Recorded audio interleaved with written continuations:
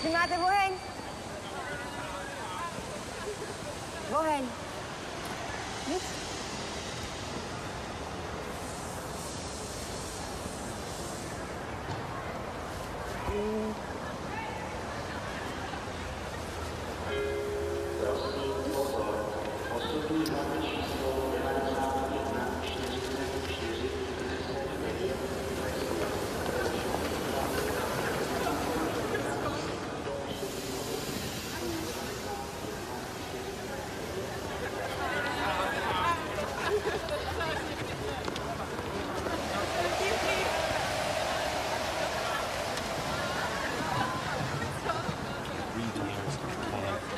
Now I got these college kids like a discotheque. Listen. I'm sorry. You are a nice boy, but I'm too beautiful for you. Goodbye, Brad from America. You want one more kiss before I go? Are you kidding?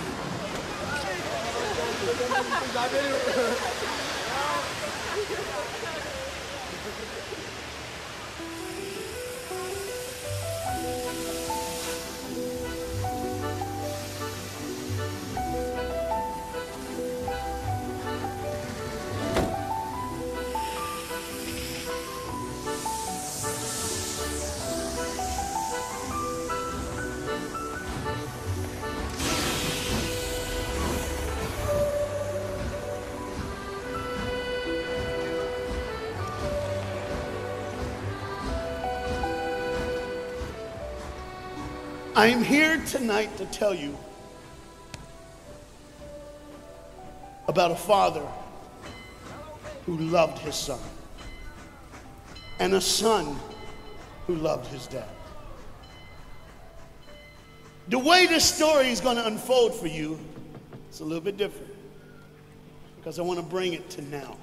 You see, a dad would go home and he would go by the school, and every now and then he would pick up his son and say, "Son, why don't you go to work with me?" The boy loved that. And when his dad would just come and pick him up, he was the happiest boy ever. He knew that he would get to spend the afternoon with his father at work, and he would get his coat and they would walk, and he would bring hot chocolate for his son for it's really cold, and they would go through. But this boy was different. This boy would see things. This boy wasn't normal. And when they were walking one afternoon going to where dad worked, this boy would notice things that other people wouldn't notice. He see things other people wouldn't see. He sees a man in a bathrobe in the middle of the street who's yelling at a second-story window. He sees a woman who's very angry at him and doesn't really want to hear what he says. This boy, as the rest of the world hustles by, he slows down. He sees the hurt and the pain. He sees the anguish and the sorrow. He sees the window close and a desperate man trying to get away. What he did doesn't matter. That he hurting is all that matters. And this boy would see these things. His father rushes and gets him by the hand and says, "Let's go, be late." He would stop and look one more time. Can I stop his pain? Can I stop her hurt? But the boy loved his father. They would go and they would catch the trolley. I think that's what you call it here. We call it a tram. Yeah, I don't know the words, but he would get on there with his dad, and the boy would just notice people. He would look, and that day, one particular, he noticed something as he got on the train. To explain something, as you can hear, there's a train coming, and I got to get through this before the train gets here. He saw a man, he saw a woman. He saw that the man seemed very happy and the woman seemed very sad, and he couldn't understand why they could be together and one be happy and the other be sad. He couldn't understand that, but the little boy knew that there was something wrong. He had this feeling, this instinct that was amazing, how he cared for other people. But he loved none other than his father. He knew his daddy loved him. And as he watched the world and their hurt and their pain, he knew that he would always have a father. But even notice this. I need you to understand as you hear this story and get involved in the life of this man and his son. I need you to notice that there's no mom. As they walked through the woods, the boy would say to his father, Dad, what will I do when I grow up? What will I get to do? Will I get a cool job like yours? How will I work? He says, I don't know, but I want to change the world. I want to do something great. I want to do something wonderful. I want to help people. I want to do something that could change the lives of anyone. I just want to be that great. I just want to do something good. And as he walked with his dad would say, son, you will be great. You will be awesome. You will change the world. Your life is going to be incredible. There was a train coming. There's always a train coming. The train is called life. We're all on the train of life, just riding. Whether we realize the truth or not, whether we realize what's happening or not, we're all on that same train tonight.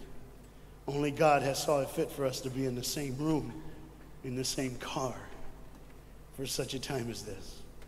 When they get to the edge of the train track, he could see where his father worked. You see the bridge? That's what his dad did. You see, the bridge was very, very important. Boats needed to come to the harbor to get off their goods so they could make money. But trains were coming with people going from one town to the next. Not many cars in Europe, so they couldn't use a lot of that. So many people, not enough roads, so everybody used that train to get from the town to town to get to work and to get home. And one day the train was coming by. What you have to understand is that boy loved going to work with his dad. He would stay right by the river's edge and he would do what he loved to do the most. Let me explain that. He loved to fish. Anybody like to fish here? Oh, all the guys go, The dad looks at his boy and he says, son, now remember the rules. You got to stay right here because I can see you from the window right here. Don't get out of the sight of this window because you got to stay there so I know you're safe. Catch you something good to eat. But as you can hear, the train's coming. The father's job was cool. If I wasn't a preacher, I wouldn't mind doing that. Get to work. Get grease on you. Even if you didn't have to, you just squirt it on you like you feel like you did something. That's what I would do. There was a boat coming in the harbor. Timing is very essential. I'll go ahead and give you the key. The key is this. There's always a light. Everybody say light. Say it again. One more time.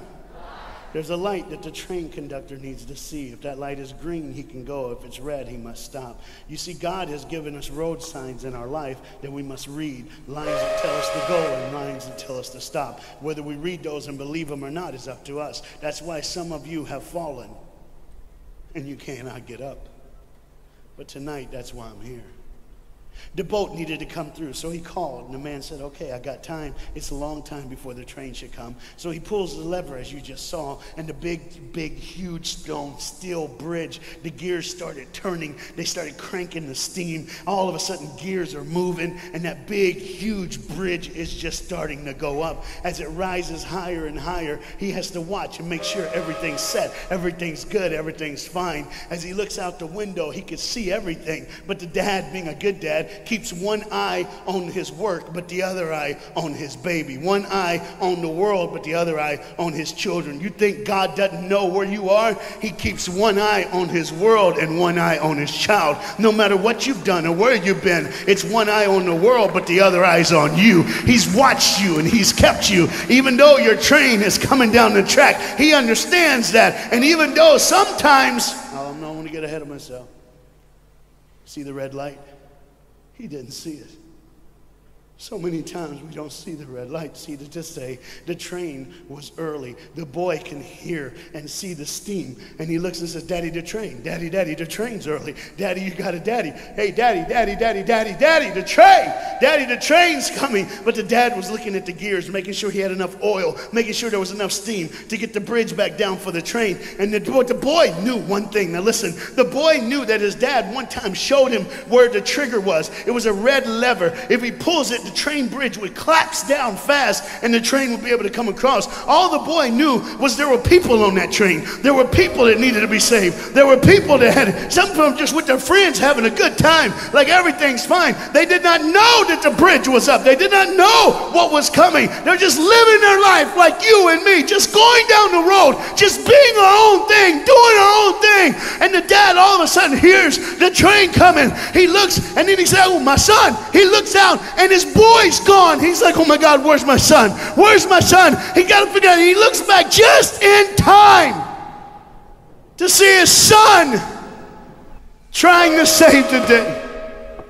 All he had to do was pull that lever. He reaches in to pull it, and the boy pulls too far, and he falls in the hole. Now it's on the father, and God the Father, did you hear me? God the Father has to make a choice. It's his now. Do I save my son, or do I save the world? But they don't even know. They don't even know. The greatest decision of his life. He could blame it on them not seeing the red light. He could blame it doesn't matter anymore. Pull the lever, save the world. Leave it up, save your son. For God so loved the world that he gave his only son.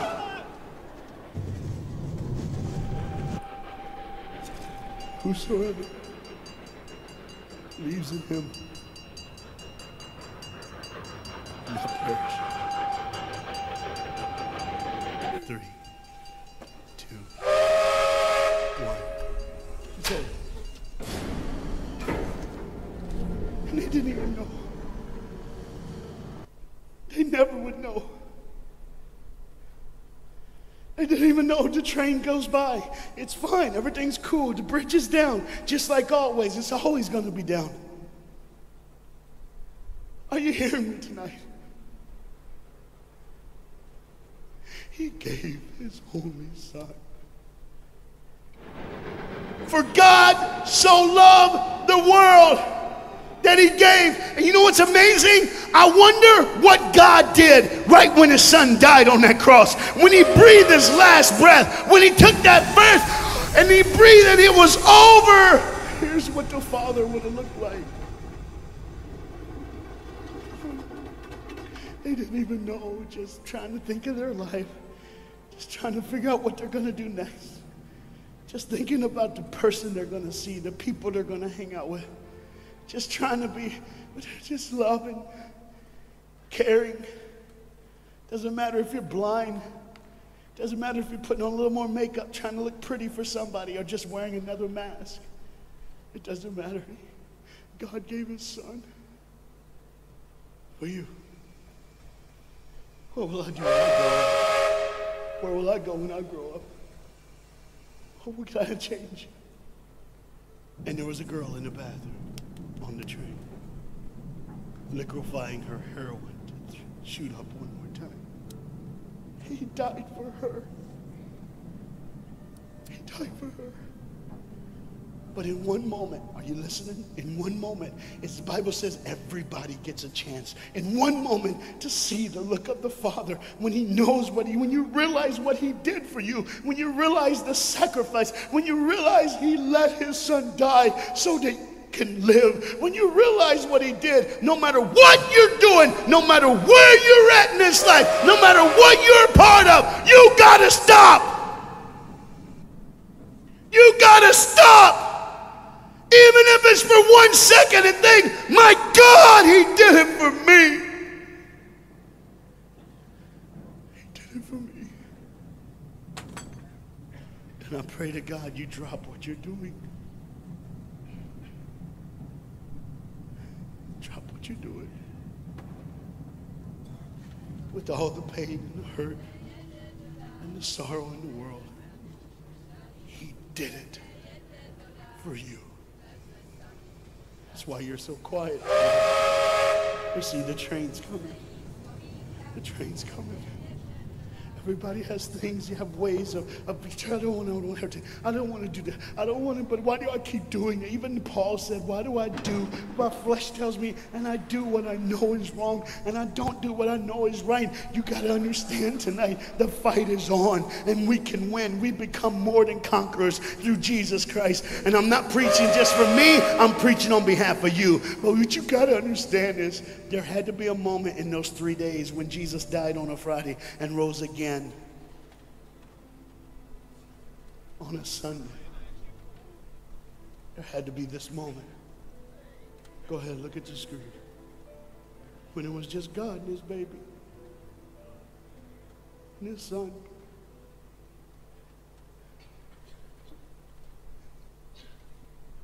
Every sin that's ever been committed in this auditorium is rolling through your mind right now. I'm here to tell you that as the sun sets in the afternoon, the sun will rise again. And when the sun rises again, you cannot change your past, but you can change your future. You see, it's always a different day. One day someone lives, the next day they die, the next day you wake up and you're still living. You're like, why am I going to live? Why does this have to be my turn? Why can't I? You can just preach. I could have stopped, but I need you to see the whole picture here.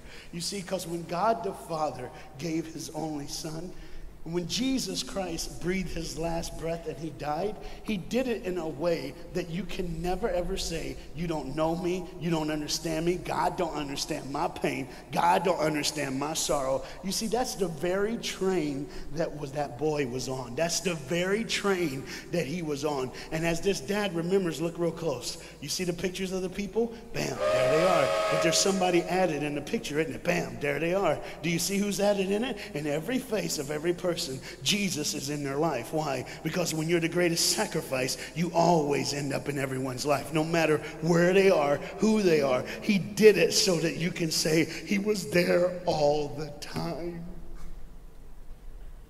waiting patiently in line.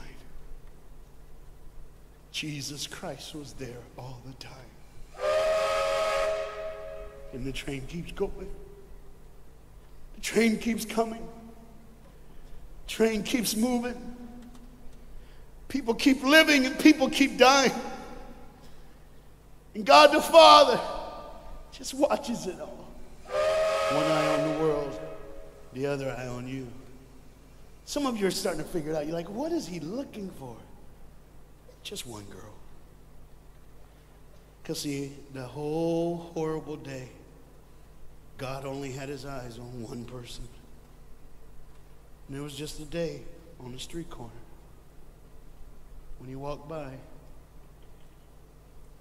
he saw a girl with a babe. And she saw him. Do you get it? Old things are passed away. Behold, all things become new. He did it so that we can live. No matter what the sin, no matter what the pain, no matter what the sorrow, the sacrifice was perfect. It was perfect. And it was for you. And God the Father watches it all unfold. And all he can say